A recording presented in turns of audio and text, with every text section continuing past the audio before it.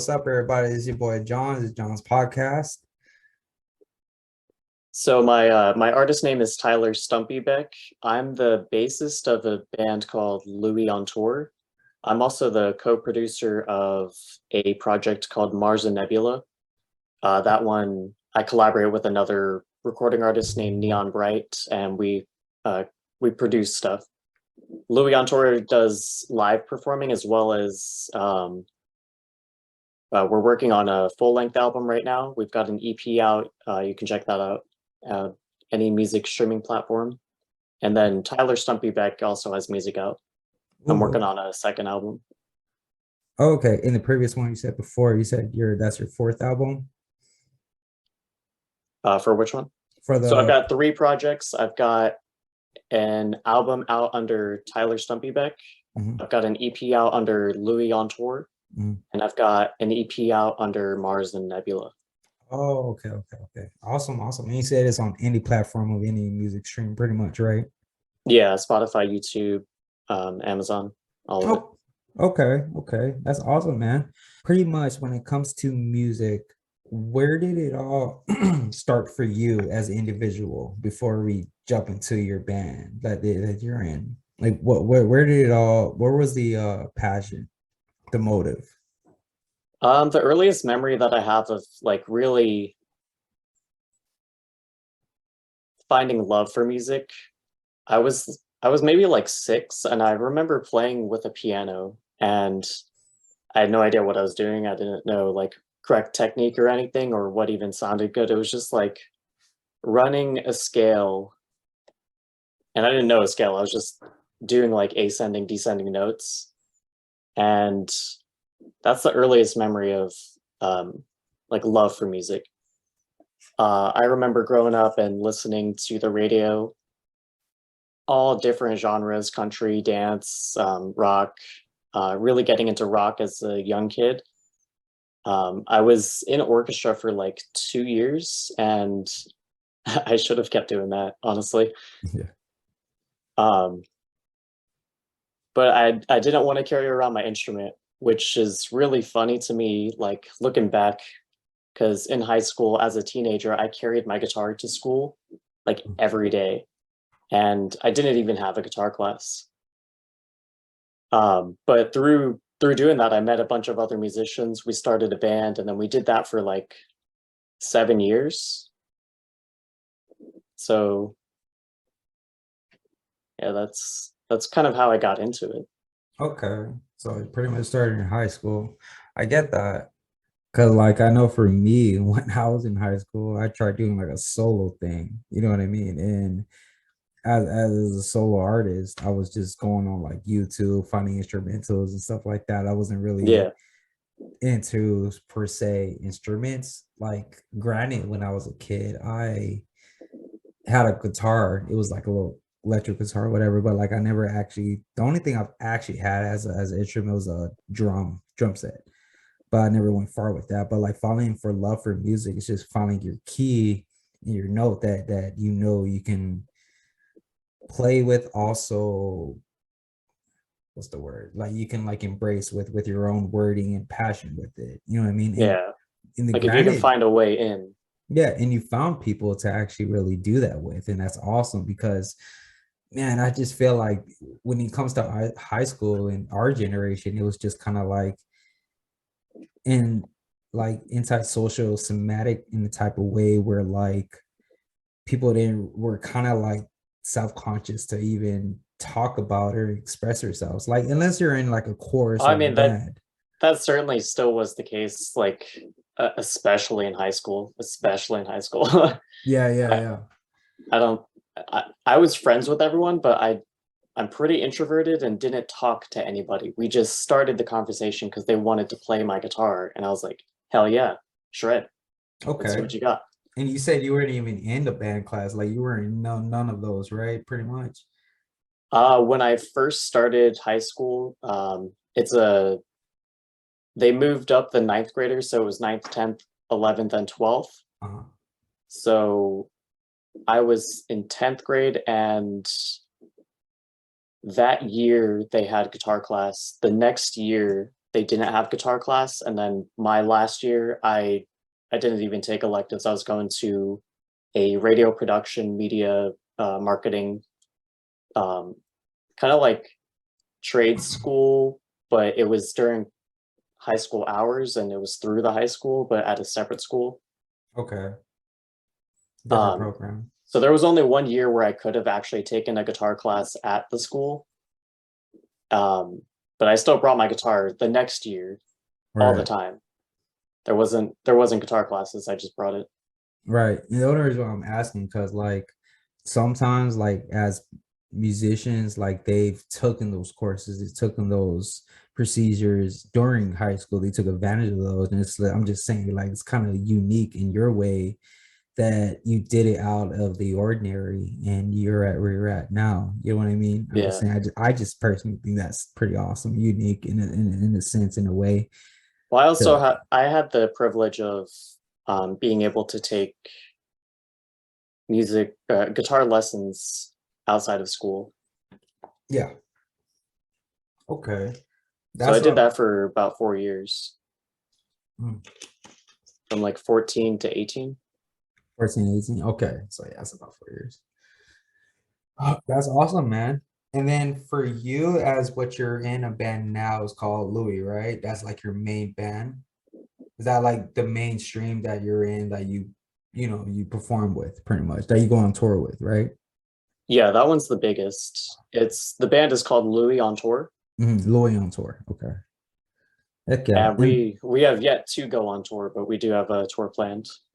okay, it's already scheduled. Is this like prior like is this premiere It's like in the your scheduling first process. is it your first tour Yeah, my first tour ever. ever? Okay. Is that pretty exciting for you? Is that like big wow? I'm pretty excited, and I'm very happy with the people that I'm doing it with and the direction that it's going in regards to organization, because this could be going a lot worse. Oh yeah, dude. In anything case like that, especially if you guys are doing it without a label or anything like that behind it, it can Yeah. get kind of chaotic. I can see where it gets a little south. Yeah, it's just us, but we've got connections in some of the other places, so we're trying to coordinate with them and try to like make sure that we are also in direct contact with the venues and everything going on, because so many things could go wrong. Right. And I seen some stuff in your page that you guys done live performances and stuff like that. Now, Oh is yeah, we do that that all the time. okay? Is that local? Is that like in the same town that you guys are living in, or is it like just places you've gone about that you've just traveled to get word from? Pretty much connections, like stuff like that. Just for your Yeah. followers and hearers and stuff like that. Like if they want to know if they can find you locally or if they have to just follow you on stream pretty much until you take the tour. So the band is located in Phoenix, Arizona. Okay. Um, that is primarily where we play and where we practice. But Phoenix is kind of it's a sprawl. So close to Phoenix, there's Tempe, there's Mesa, there's Scottsdale, there's Chandler, Gilbert. We've played around that area a lot, very in different cities. But if you're not in Arizona, it's all Phoenix. It's all Hmm. Phoenix. Okay. That's It's like cool. 30 minutes this way, 30 minutes that way, 30 minutes this way. There's somewhere to play, and there's many places. Yeah, and it's kind of But like we've yet to leave our home base area. mhm. And that's gonna be part of the tour, right? Pretty much like you have it booked to where you guys are traveling basically. It's not just like all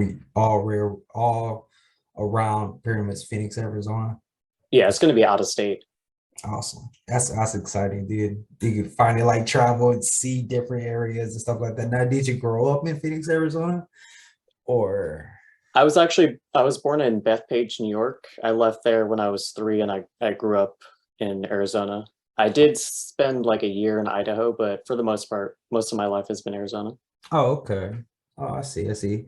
Yeah, it's kind of like a dry heat type of area because that man, that's Yeah, a different climate from New York, I could assume, because I'm I from the like South. I like the lack of humidity. Oh, dude, facts. Like I live in a state where it's just straight humid. Yeah. Sucks.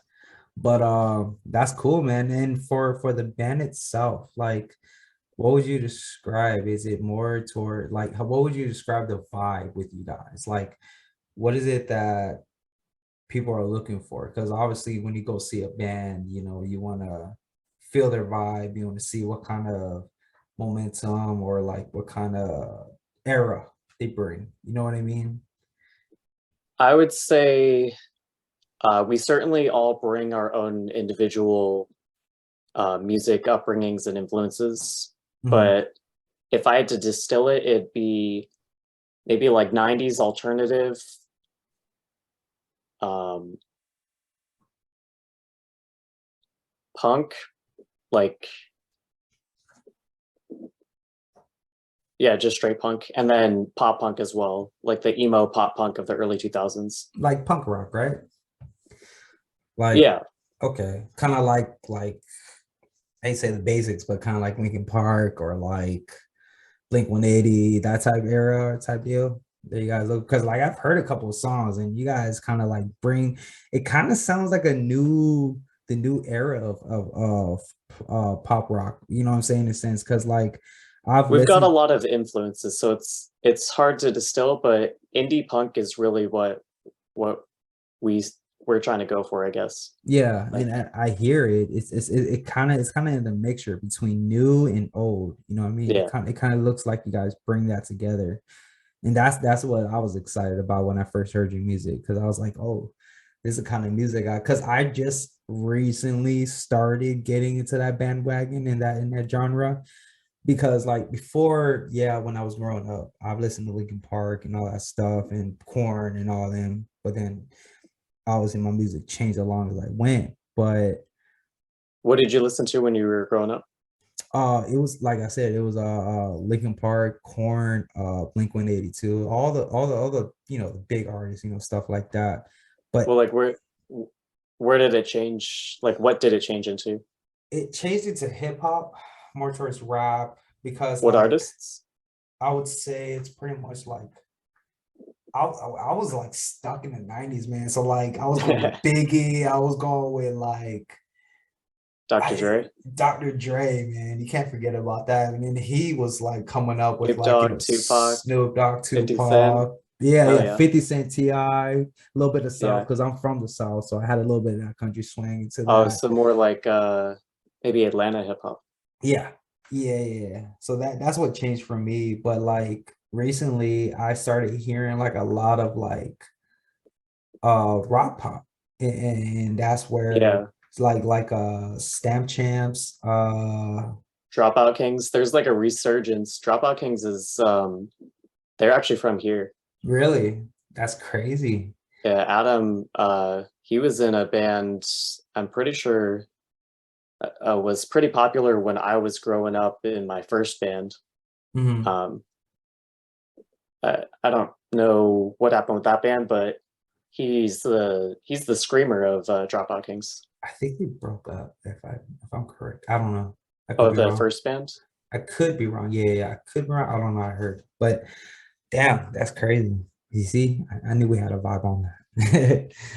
But yeah, that's cool, dude. My other So project, Mars and Nebula, it's more indie, uh, like indie rock, dream pop, and hip hop influence. okay, Jam Pop and hip hop influence. Okay. Neon Bright, my co-producer in that one, he kind of produces like chill beats. That's his. He's not he's not the same kind of musician. Like, he's a producer, so his mindset is different. How he goes about it is different, which is really cool for me to work with. And I'm assuming him to work with as well, because like I come in like ready to just improv with my guitar and like write lyrics, and he can produce this whole track and then just have me go over everything. Yeah. So you sometimes you just like want to go with the like a chill vibe type deal, just mellow, right? Is that what you kind of like feel when you're with him, like type deal? Because like I know for me, Yeah. yeah, because I know for me, like I like chill music that just kind of just like chills me out. But like sometimes I like that excitement. I like that, you know, I mean, just get it out, you know, especially when you're live. um you want to Yeah, feel that live is energy. definitely the energy in live music is amazing. Yeah. The adrenaline rush of performing as well. It's really cool. It's such a connective experience. Oh yeah, I'm sure you guys, you definitely could get a one-on-one connect with the band itself, and you guys get to Oh like yeah, really feel for each other, and you're like, all right, like I see with what you're us, doing over but there. also the audience. Like when especially if there's a lot of people, it's harder when there's less people because it's kind of like they feel insecure to move around because there's less people moving around. Yeah, and But like it's a feedback. If we like we always go hard with that energy, like jumping around, moving, like dancing with it. But if they aren't feeding it back, then it's harder. yeah, it's But if kind they're of, feeding it back, it's so much more fun. yeah, because like you kind of feel like a lack of motivation if they're not giving back feedback or anything like that. But even just a little bit counts, because you're like, okay, we're doing something here. You know what I Yeah, it's mean? like a push. Like if they're going hard, we're gonna go harder because like we see them vibing. Yeah, nice. Yeah, I feel like that's one thing you gotta look for when you're performing. Like I've never done it. That's why I couldn't tell you. But I feel like that's would be the motive, because I mean from a lot of artists that are big now, I'm sure they've all dealt with that. You know what I mean? How many podcasts have you done? I've done about 3 to 4 to 5. I'm roughly getting up there. So Gotcha. not So not too much. you're pretty early in. I'm so early. Like I'm baby stepping right now. Nice. But yeah, man, I feel like this is something I love doing. It's something because I've like for me personally, I've always loved music. Like music has always been the number one thing I go to get away from my problems, to find my comfort zone and my safe zone.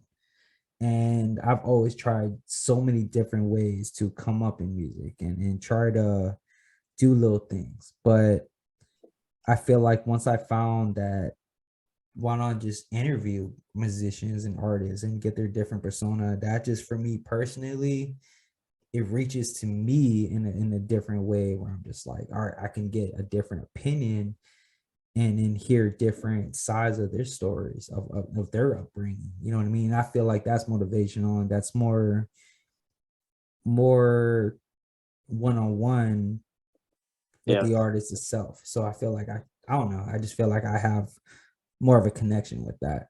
And I'd rather have more of a connection with the artist than have a connection with just myself, trying to embrace myself with something I don't fully understand or how to come about. Like I feel like it's unique if you're an artist. It's a unique way for you to embrace yourself and to have the capability to string an instrument to bring out how you feel in the moment and the emotion. For me, I have the worst anxiety and trouble to find that. So I feel like I like talking, so why not? Yeah.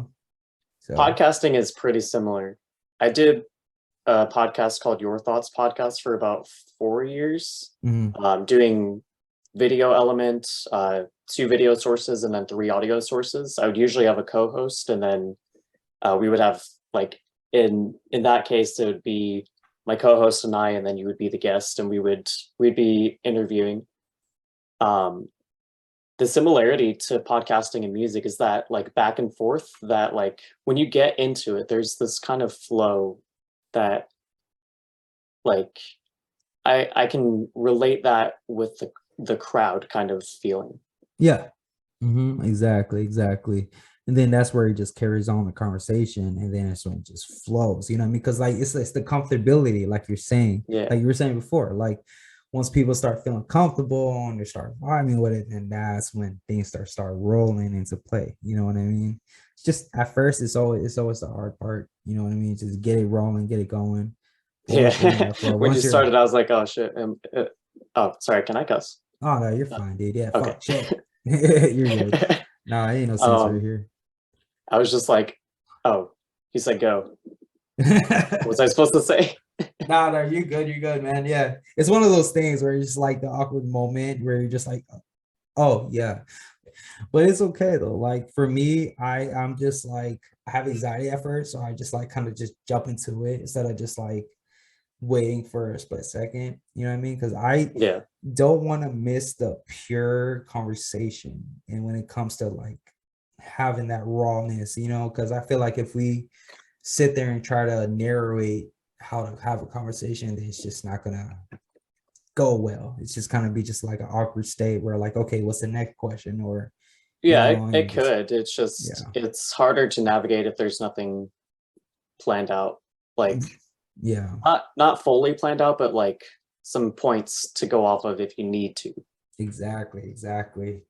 Like And in when people freestyle rap, a lot of it is patterns that they have already done before, and they're yeah, just bringing it back. Like they know this rhymes with this, and this section is probably going to go good with this. But it's it's like a mental storage they already had in yeah, the back of their like mind, and they muscle just memory. yeah, exactly, exactly. Also, and I've saw that you've done lessons and courses as well. How does that come to play? Like what made you start like teaching other people since you're already in that narrative tone of like, you know, playing and stuff like that? Like what made you start teaching other people? Um, so I was looking for supplemental income, and I was heading into starting that, and um, the reasoning that I had for being interested in it was it would help me know what I know and what I don't know. Okay. It would force me to study because how am I going to teach if I don't know what I don't know? Exactly. I figured that. So, um, like extra drive to really, really focus on theory and practice with financial incentive. Yeah, it's It like a seemed like a win-win. Like, that's what I'm I, saying. It's a plus plus there. Yeah, yeah, yeah, yeah. That's awesome. That's cool. That's cool to get into because you're teaching and then you're teaching yourself and then plus the income. It's like a double win. You know, you're just gaining so much in such a little fragment of time. You know. and when I initially started, it was primarily students who have never played. And I've been teaching piano, guitar, bass. I'm open to doing vocals, but I've yet to get any vocal students. Um, but the theory coincides with all of that, which is great. So all of the students initially were like really beginner level who had never played anything. And going from that point, it's much easier to try to teach them the basics like scales and arpeggios and chords, like the basics and basic rhythm and um, basic theory like quarter notes, half notes, whole notes kind of stuff, Mhm. tempo. um, what's been very interesting is how it compounds and how it coincides with each student. Like if I'm teaching a student about rhythm and teaching them these chords, I can teach this other student about rhythm and these chords and see how they respond and what they get out of that. And like it carries over really interestingly. Yeah, I can see that, and that's the unique thing when it comes to teaching. Like you may not know it, but it inspires you to learn more because you're like, okay, I learned this much and I'm teaching this. It's like just fuel to the tank, and you just keep going and going and going. And then next thing you know, you're just like it's like a high level. It's like you're skilling yourself to a highest level. You're pushing Yeah. yourself without even realizing the push because it's a motive. You know what I mean? Because you're teaching people that don't know to something, to start off with something, to leave with something, you know. And even a lot of places, like for me, I and I'm sure like your prices are not stupid ridiculous. You know, I'm sure they're reasonable, right? Yeah, I Because charge I charge 50 for an hour. you see, that's not bad. Because like some places you'll go to a music store and you'll get lessons, and they'll like, oh, with this charge, and then if you don't make it, then you got to pay for this additional charge because you didn't make it to this lesson. And yeah, I get it. You're paying for the day that you missed out, and the person's still getting paid. But it's just like it's kind of like not a scam, but it's kind of like you're taxing in a way on that. So you're kind of overpricing in a way. You know what I mean? With you, you're kind of giving a reasonable standard price. You're pushing that, but you get what you get out of it. You pay for what you get, pretty The much. benefit I'm also providing, at least for now, I haven't attempted to do any kind of like digital lessons. The Yeah, benefit for now is I drive to you. there you go. Nobody does that. Nobody does that. I'll tell you that, man. I wish somebody could drive me and teach me how to play because I have acoustic that's been just collecting dust. Yeah, I don't even know the first string of it, but I have a buddy that comes over and he's just da, da, da, da. I'm like, okay, that's cool. Just sit there and just play my shit. I don't even know how to play it, you know. But you know, that's cool, dude. That's cool. I've got a buddy who does almost all of, yeah, I think all of his lessons are digital. So he does it like over Zoom like this. Oh yeah, okay. That's So that's it that's is a one way to do it. possibility. It's just I'm kind of hesitant because like we can get pretty personal doing this, but like I can't adjust your fingers. And Right. I like, especially if it's a young kid, I like being able to make sure they know exactly where they're supposed to have their finger. I get that because like for shit, even for me, when I was still trying to learn, like I trying to do it on YouTube, and everybody always like, "Oh, you can Yeah. learn on YouTube." I'm like, "Yeah, but Well, you can. Initially, it's probably hard initially because what you don't realize is you have to build up calluses, mhm. so it hurts.